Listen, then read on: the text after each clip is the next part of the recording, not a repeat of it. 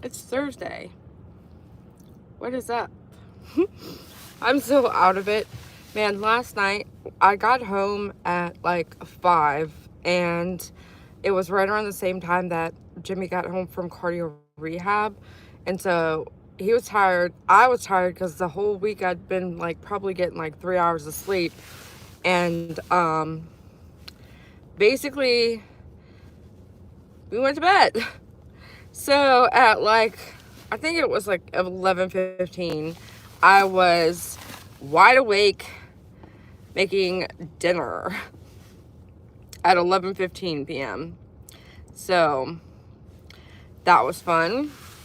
And then we were watching the Minions, or one part of the Minions. I don't even know which one we were watching, but I was getting tired again, so then I just fell asleep. Hey, Nanya, good to see you. But I always feel so off when something like that happens, because it's like, oh my god, I like your body, when every time you go to sleep, it's like your body thinks you're going to sleep for your 8 hours you're supposed to get. And I probably got like 3.5, maybe 4. Hey, Snacks. Hey, Grey Wolf. Hey, Donna. East PA Girl. Vanessa. Bayou Babe. Jackie. Janine. Wait, Janine? I knew that. Janine. Sorry about that. Hey, Pittsburgh Nurse. Suze. Cable. Helena. Good to see you, everybody. So anyways, my title is Don't Play with Fire, You're bound to get burned. Or if you play with fire, you're bound to get burned. There's a show yesterday. I knew it was coming. I made the comment that I made and shouldn't have, because that person got attention. And so that person went on to their channel and, good morning, butterfly kisses. Brightfoot, thank you so much. I got the little cute little letter with the cute little turtles. I opened it on yesterday's live. I think it might have been at lunch. Thank you so much. But I knew what I was doing. I left a comment. The person commented back and brought up stuff from 4 years ago, and it's not the case. So there's not really any need to address it or discuss it or whatever. Some people on here, when they grasp their hooks into you and decide that they want to hate you for the rest of their life, it's serious. Like, they hate with a passion.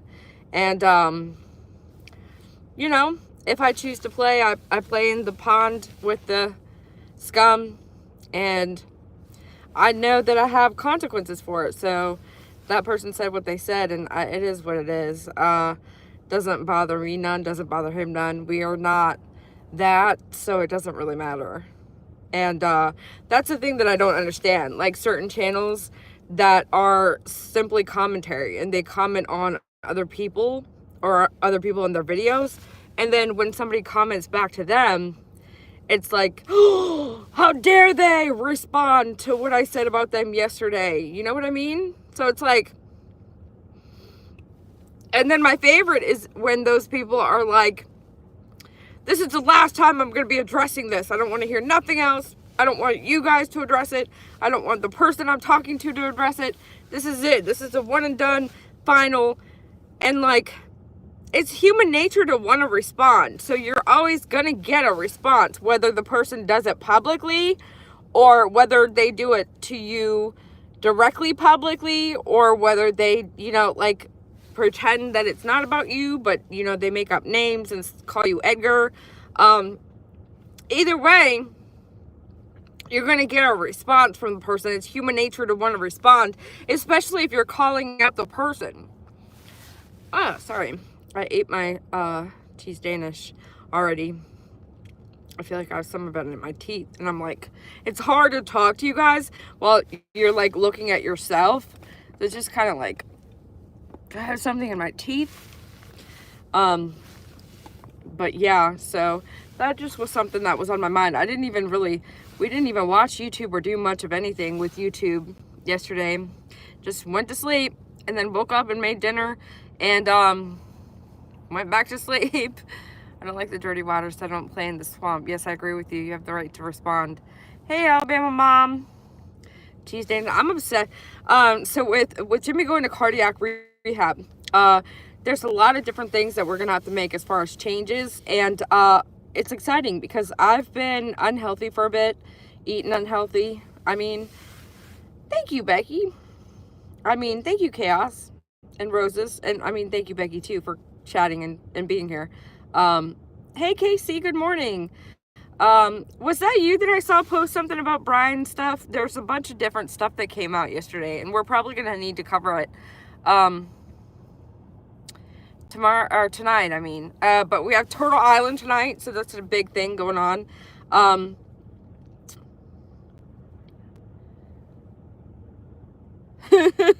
just read what you said. That's funny. I don't understand how they are saying that one of the, I think was it Maddie, one of the poor victims had 3 identified DNA samples under her fingernails. Is that what I understood? And then somehow they are stating it would be Brian's, but wouldn't that be Brian's DNA? Like, wouldn't they be able to connect that to him? So that's kind of strange, like unidentifiable DNA. So that's come out here, and I guess Brian Koberger's defense is asking, it's not his, it's 3 others. Yeah, that's really strange, because I mean, whose DNA is? Do you keep people's DNA underneath your fingertips or fingerprint nails? Because I keep my fingernails pretty short. I used to have long, pretty nails, and now I just have like stumpy fingers. But that's right. And how is there suddenly DNA? I think it's not that it's suddenly. I think that they're unsealed a bunch of documents. I think they've had everything under seal for this case, and the judge that they have now in Boise has unsealed a bunch of documents for whatever reason. You know, let's get the public's attention. But hey, Penny, good morning. They've had all of this evidence. I believe for whatever reason they're unsealing it, and now we get to hear about it. So whose DNA is this? And this is actually something, yeah, the gag order for the documents has been lifted. Exactly. So now, hey, Madonna, I didn't think they had said who the DNA belongs to yet. I think they can't identify it. So it's somebody that we don't know, and like 3 people. That's, I don't know. I don't even know how to think about that. I don't know how to feel about that. But the defense is trying to take the death penalty off the table for him. Thank you. Because they're stating that he's on the autism spectrum. And I wonder if he's always been, or if he's been diagnosed with that prior to being incarcerated. Not that it really matters. I mean, if he is, he is. I don't know.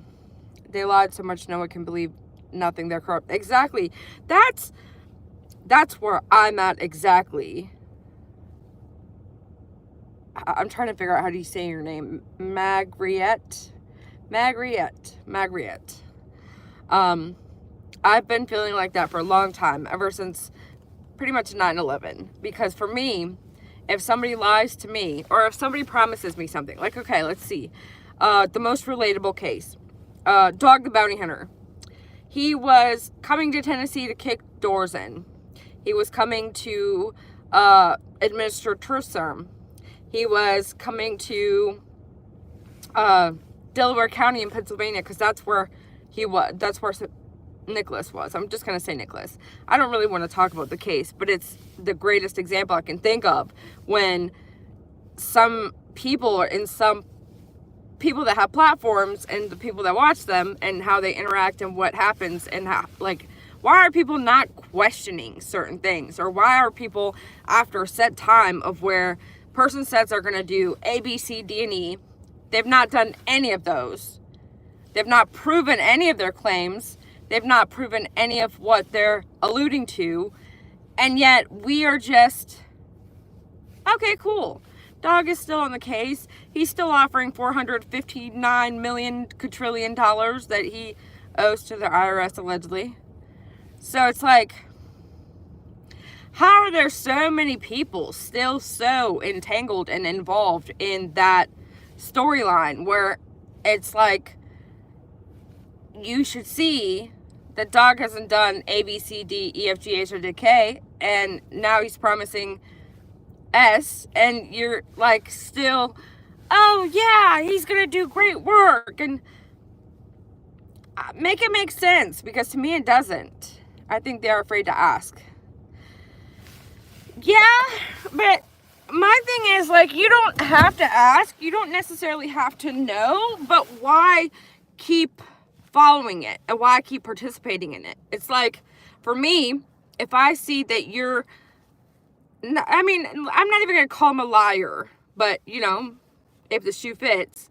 But if you see that somebody is not holding up to their word, or has a bad, even like, okay, if a person has a bad history of not holding their word and doing what they're saying they're going to do, or doing things that are shady in the past, typically a tiger don't change his stripes. They don't change. There's people that do change and get better in their personality or their habits. Usually sometimes they have to be head on with it and face it and be punished for it, and then come out and then not do the thing. But I mean, it's like,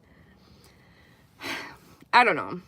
True crime is frustrating, especially, you know, in the sector of it where you get to discuss it with your audience, and you get to kind of like speculate and throw out theories and throw out stuff from the other people's channels and just discuss it and debate it. And that's the part that I liked about it. But then it's like, we're so different, and I sometimes feel like I'm on a different planet than most people, because I would demand things, and that's just not how it works, I guess. But I mean, now that I think about it, that's what happened with the first set of channels that I was invested in. I actually remember me looking for information online and coming to YouTube right after 9/11. So ever since then, I've kind of been like, why is this happening? Who's doing it? How is it being done? Why are so many people duped about it? And where to go from there? Like, what is it? Can I do anything about it? And so I got into like a truther type community. I basically started following a bunch of different channels that were kind of like, here's what the real truth is, which you're never going to get the truth. But the reason I brought that up is because, good point. Why did I bring it up? Because there were a lot of people there that were being told things, and when I recognized that the things that were being said were incorrect, blatant lies, purposeful stories to go against the person they're going against, I spoke out. And then of course I got silenced, I got muted, I got blocked, I got deleted, and I spoke out. I spoke up. I made a channel after that. And so my little channel of like 439 people, and with my little hashtag I was utilizing on Twitter, like, you know, boycott, hashtag boycott, and the person's name, I'm not going to say it, but it made waves. I actually made a little dent in their 100,000K freaking channel at the time, just simply by speaking out and showing proof and showing examples of why everything you're saying on your channel is incorrect. If you claim to be a prepper and you want to sell people gas masks, you have to show that you were that before you decided to go into business in it. Like, if you don't believe in your product and your company or what you're stating or selling, why would I believe in it? Like, you know what I mean? And so the channels that I was following, it was like doomsday type prepper slash, you know, and I started seeing a lot of red flags. Like, there were grannies in the chat talking about, oh, I'm going to use my pension next month to get the gas masks because here comes, you know, bubonic plague. And I'm like, these poor old ladies just don't know any better. And this man is up here collecting all of this money and attention, and he's collecting everybody's, it's just like, so I spoke out against it, and you know, they didn't like that. That was going against their pockets. That was collecting their notoriety. That was taken away from their freaking popularity. What's your favorite channel to watch besides Dolly, of course? That's a good question. I really like Deception Detective. I don't know why that's so hard for me to say, but I mess it up every time I say it. I also binge on like drama. I don't know why. I used to follow a lot of the Teen Mom fan group type channels. I used to really like any type of commentary on the makeup guru people, Toddy Westbrook, Shane Dawson, Jeffree Star. I used to, let's see, what else? There was a bunch of different reality shows I really liked, but all of that's now very scripted and very fake. I like a lot of, I still kind of like a lot of prepper channels, but they're not really prepper channels. They're just like end of day type channels, but not because of how I follow, like, as far as my morals and my actual beliefs. I just get I'm fascinated by people and their behavior. So, hey, Mimi Tanya. Okay, change my name back. Good morning, PJ Moms. I don't pay attention, apparently, because I did not. I just thought I seen you as Mimi Tanya just the other day. Hey, April P. Good to see you. I love crime shows. I watch Snapped and stuff like that. I love crime shows also. I love crime shows where you're able to solve or help solve the mystery. Oh, I watched Jeffrey. So I am PJ. I need to watch Deception Detective. Deception Detective helped me realize why I feel or thought certain things. Like, I always just had some type of intuition on certain people or certain theories. He explains a lot of, like, the Bob Lazar, aliens. He explained why Bob Lazar's story is possibly fabricated. There was a lot of, thank you so much, Penny, you rock. There's a lot of different, like, he described, Casey Anthony and why she was a liar. He described Amanda Knox and her story. Butterfly kisses. I'm gonna set up a GoFund. I suggested that. Don't you dare take that credit from me. But no, I was telling you to do that, and I don't know, maybe we misunderstood somewhere, because after I seen what happened, I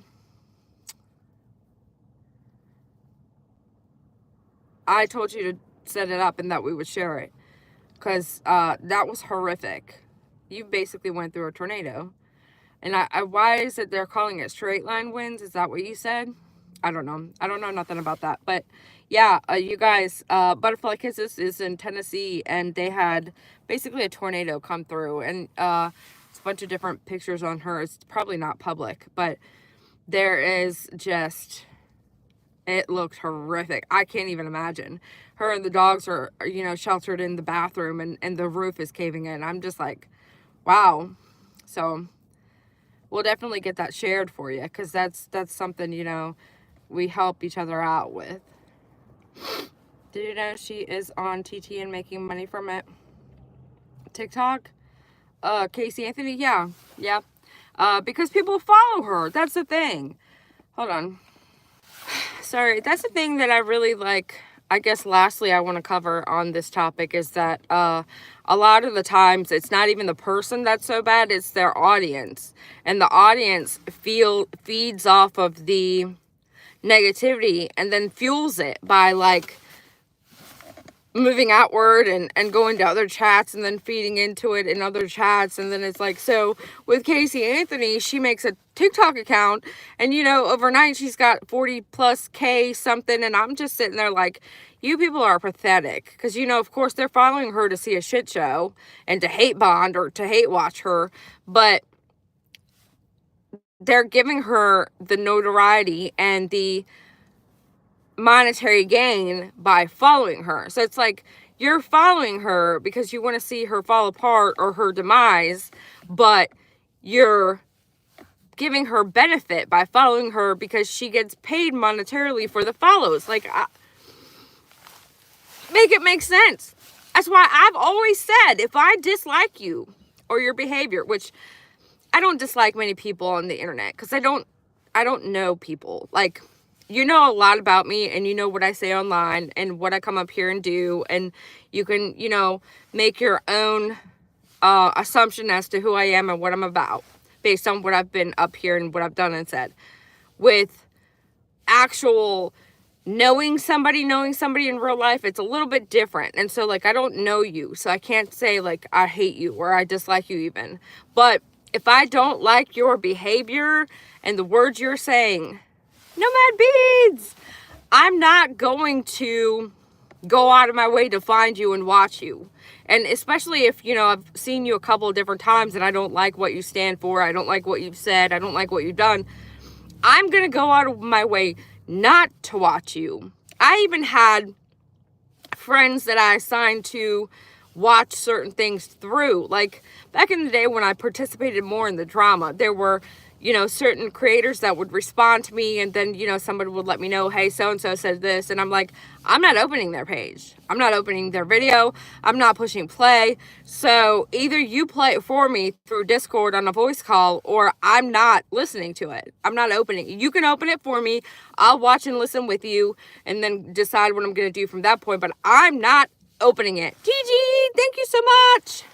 So that's how petty I am, because I know that if I open the YouTube channel even, the algorithm is going to pick up the fact that I've opened this channel. They're going to recommend the channel to me more. They're going to recommend the channel to other people based on the activity or how many people are doing the same thing like me or how popular the channel is. Thank you so much, Kathy. I love the little emojis. I think they're so cute. But you get what I'm saying. So I'm petty as hell, and I'm like, I'm not opening it. You won't ever see any of them channels that shit talk me in my little section. You know how you get the little red line if you watch the video? You won't see it on my end, because I'm like, I am not opening it.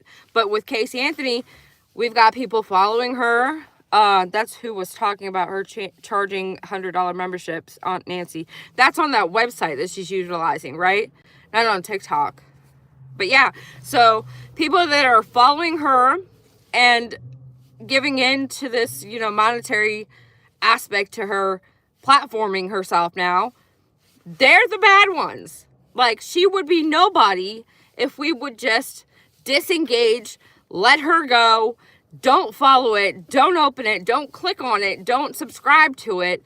You're going to see it somewhere else. Somebody else will post it for you. There should be like 5 assigned people, designated channels to follow people like this. And it should be like the 5 people only.